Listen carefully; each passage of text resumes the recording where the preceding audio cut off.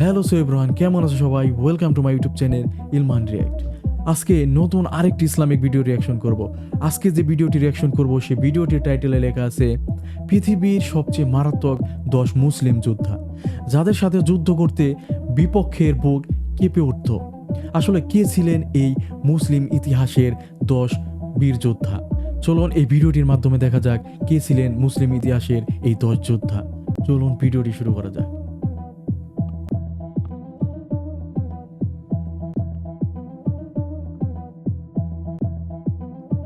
ইতিহাসের দিকে তাকালে আমরা অনেক ধরনের যোদ্ধা দেখতে পাবো, এবং যদি কথা হয় মুসলিম যোদ্ধাদের সম্পর্কে, তাহলে পৃথিবীর ইতিহাসে এমন কিছু মুসলিম যোদ্ধা রয়েছে যাদেরকে দেখার পর সবাই ভয়ে কাঁপত।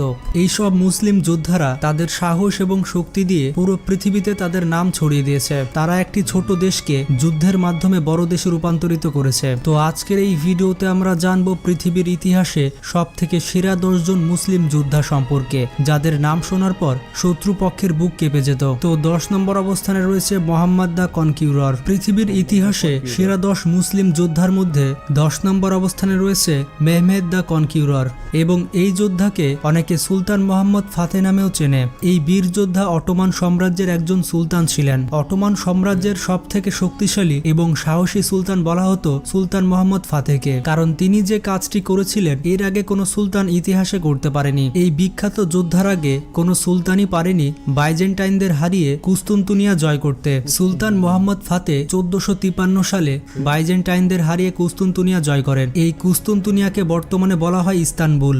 তিনি অটোমান সাম্রাজ্যের একমাত্র সুলতান যিনি বাইজেন্টাইনদের পুরোপুরি ধ্বংস করে দিয়েছিলেন। এই সুলতানের কারণে অটোমান সাম্রাজ্য আরো শক্তিশালী হয়ে উঠেছিল।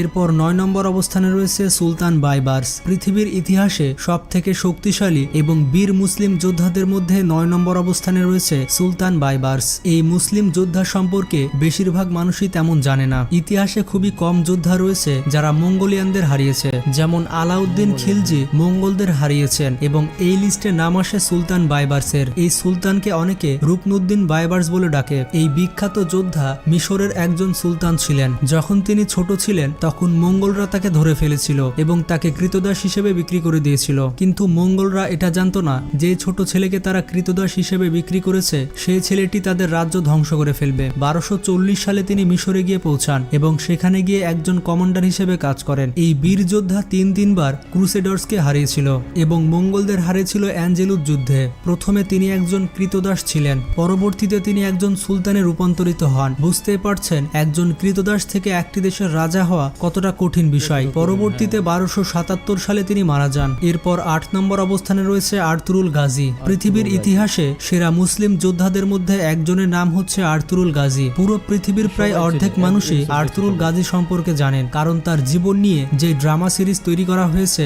সেটি পুরো পৃথিবীব্যাপী জনপ্রিয়। 1188 সালে আর্তুরুল গাজী জন্মগ্রহণ করেছিলেন। আর্তুরুল গাজী তার ছোট একটি গোষ্ঠীকে পুরো পৃথিবীব্যাপী পরিচয় করে দিয়েছিলেন। আর্তুরুল গাজী যখন জন্মগ্রহণ করেছিলেন তখন মুসলিমদের অবস্থা খুবই খারাপ ছিল। তিনি তার সাহস এবং শক্তি দিয়ে অটোমান সাম্রাজ্যের ভিত্তি স্থাপন করেছিলেন। পরবর্তীতে অটোমান সাম্রাজ্য তার ছেলে ওসমান গাজী প্রতিষ্ঠা করে। ওসমানী সাম্রাজ্য 600 বছর ধরে শাসন করেছিল। আর্তুরুল গাজীর মূল উদ্দেশ্য ছিল ইসলামকে পুরো পৃথিবীব্যাপী ছড়িয়ে দেওয়া, এবং তার এই স্বপ্ন পূরণ করেছিল তার ছেলে ওসমান এবং তার পরবর্তী প্রজন্মরা। তো যাই হোক, কারা কারা আর্তুরুল গাজী সিরিজ দেখেছেন তারা একটু কমেন্ট বক্সে জানাবেন। এরপর 7 নম্বর অবস্থানে রয়েছে তাইমুর ল্যাং। পৃথিবী বিখ্যাত মুসলিম যোদ্ধাদের মধ্যে 7ম অবস্থানে রয়েছে তাইমুর ল্যাং। এই বীর মুসলিম যোদ্ধা 14 শতকের দিকে তুর্কি এবং মঙ্গলদের কমান্ডার ছিলেন। তিনি তার সময়কালে পুরো পৃথিবীর একজন সেরা মুসলিম যোদ্ধা ছিলেন। অবাক করা বিষয়টি হচ্ছে তিনি মাত্র 6 বছরে ইরাক, ইরান, তুর্কি সহ হিন্দুস্তানের বেশ কিছু জায়গা দখল করে নিয়েছিলেন।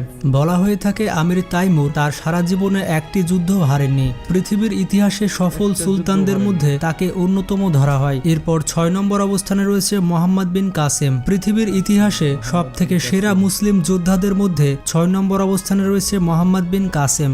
এই বীর মুসলিম যোদ্ধা পৃথিবীর ইতিহাসে প্রথম মুসলিম যোদ্ধা ছিলেন যিনি ভারতীয় মহাদেশে প্রথম পা রেখেছিলেন। মোহাম্মদ বিন কাসেম একজন জেনারেল ছিলেন যিনি সিন্ধু নদী এবং পাঞ্জাবের উপরে কবজা করেছিলেন। সিন্ধু রাজ্যের সর্বশেষ রাজা দায়েরকে হারিয়ে মোহাম্মদ বিন কাসেম সিন্ধু জয় করেছিলেন। মোহাম্মদ বিন কাসেমকে শুধুমাত্র ইসলামের ইতিহাসেই নয়, পুরো পৃথিবীর ইতিহাসে অন্যতম সেরা একজন জেনারেল হিসেবে মানা হয়ে থাকে। এরপর 5 নম্বর অবস্থানে রয়েছে হারুন আল রাশিদ। পৃথিবীর ইতিহাসে সেরা মুসলিম যোদ্ধাদের লিস্টে 5ম অবস্থানে রয়েছে হারুন আল রাশিদ। হারুন আল রাশিদ 786 সালে আব্বাসি খেলাফতের সুলতান ছিলেন। তিনি তার সময়কালে সব থেকে সেরা যোদ্ধাদের মধ্যে একজন ছিলেন। যখন হারুন আল রাশিদ তার রাজ্যে ক্ষমতায় ছিলেন তখন ইসলামের একটি সুসময় চলছিল। তার বিশাল বড় রাজ্য ছিল। তার রাজ্যের সীমানা ছিল মরক্কো থেকে ইন্ডিয়া পর্যন্ত। তিনি 700 খ্রিস্টাব্দ থেকে 800 খ্রিস্টাব্দের মধ্যে বাইজেন্টাইনদের হারিয়েছিলেন। তার শাসনকালে পুরো পৃথিবীর মানুষ জানতে পেরেছিল যে ইসলাম কাকে বলে আর ইসলামী খেলাফত কাকে বলে।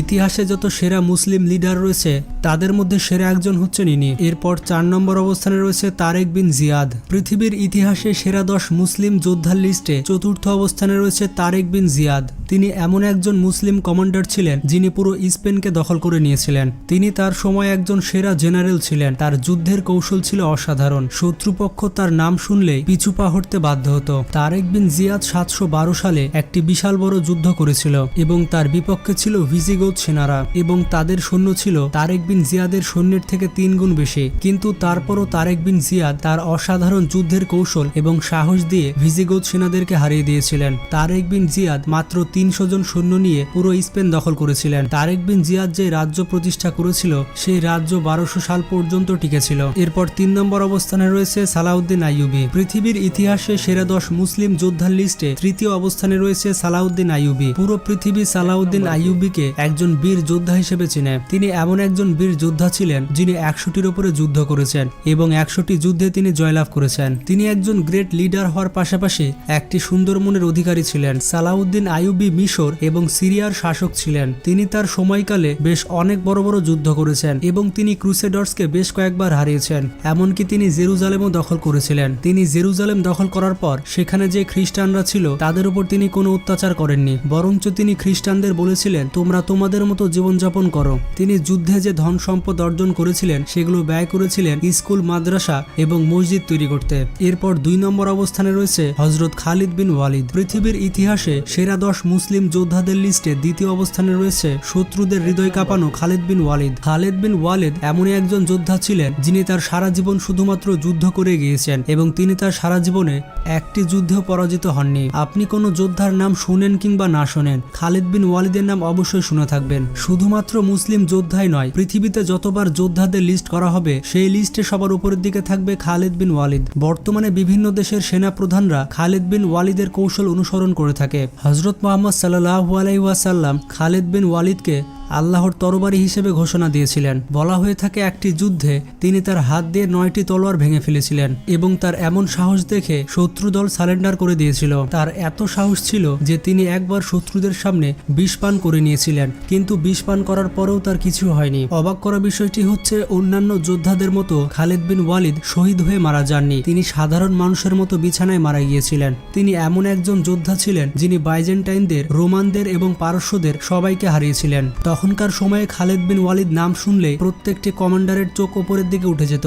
1 নম্বর অবস্থানে রয়েছে হযরত আলী রাদিয়াল্লাহু তাআলা আনহু। পুরো পৃথিবীর মানুষ জানে যে হযরত আলী রাদিয়াল্লাহু তাআলা আনহু কে ছিলেন। ইসলামের 4র্থ খলিফা এবং হযরত মুহাম্মদ সাল্লাল্লাহু আলাইহি ওয়াসাল্লামের চাচাতো ভাই ছিলেন আলী। শুধুমাত্র চাচাতো ভাইই ছিলেন না, তিনি রাসূল সাল্লাল্লাহু আলাইহি ওয়াসাল্লামের জামাইও ছিলেন। হযরত আলীকে বলা হয় মুসলিম ইতিহাসের সবথেকে সেরা যোদ্ধা, কারণ খয়বর যুদ্ধে তিনি যেভাবে যুদ্ধ করেছিলেন তা সবাইকে অবাক করে দিয়েছিল। তাছাড়া প্রত্যেকটি যুদ্ধে রাসূল সাল্লাল্লাহু আলাইহি ওয়াসাল্লামের সাথ দিয়েছিলেন হযরত আলী রাদিয়াল্লাহু তাআলা আনহু। খয়বরের যুদ্ধে একটি বিশাল প্রাসাদ ছিল এবং সেই প্রাসাদের গেটটি অনেক বড় ছিল। সেই গেটটি খুলতে 40 জনের প্রয়োজন হতো, কিন্তু আলী রাদিয়াল্লাহু তাআলা আনহু সেটি একা খুলেছিলেন। শুধুমাত্র একাই খুলেননি, সেই দরজা শত্রুদের উপর ছুঁড়ে মেরেছিলেন। হযরত আলী শুধুমাত্র একজন যোদ্ধাই ছিলেন না, তিনি অনেক ভালো মনের অধিকারী ছিলেন। যুদ্ধে পরাজিত সৈন্যদের তিনি মাফ করে দিতেন। বন্ধুরা, আপনারা দেখতেই পেলেন মুসলিম ইতিহাসে কত সেরা সেরা সেরা যোদ্ধা রয়েছে, কিন্তু আমরা এই যোদ্ধাদের নাম জানতামই না। এই সব যোদ্ধাদের মধ্যে আপনার ফেভারিট যোদ্ধাকে তা কমেন্ট বক্সে জানাবেন। এইরকমই মজাদার সব ভিডিও পেতে আমাদের চ্যানেলটি সাবস্ক্রাইব করে পাশে থাকা বেল আইকনটি ক্লিক করে দিন।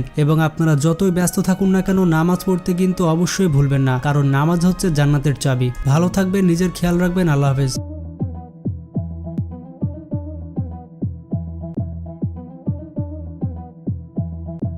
তো ভিউয়ার্স, মুসলিম 10 সেরা যোদ্ধা যাদের নাম আপনারা দেখলেন, 1 নম্বরে রেখেছেন হযরত আলী রাদিয়াল্লাহু তাআলা আনহুরে। তো ভিউয়ার্স, ভিডিওটি অবশ্যই আপনাদের ভালো লেগেছে। ভিডিওটি ভালো লাগলে অবশ্যই ভিডিওতে লাইক করবেন, আর পরবর্তী ভিডিওর জন্য চ্যানেলটিকে অবশ্যই সাবস্ক্রাইব করবেন। দেখা হবে পরবর্তী আরেকটি কোনো রিঅ্যাকশন ভিডিওতে। এ পর্যন্ত ভালো থাকবেন। আল্লাহ হাফেজ। আসসালামু আলাইকুম।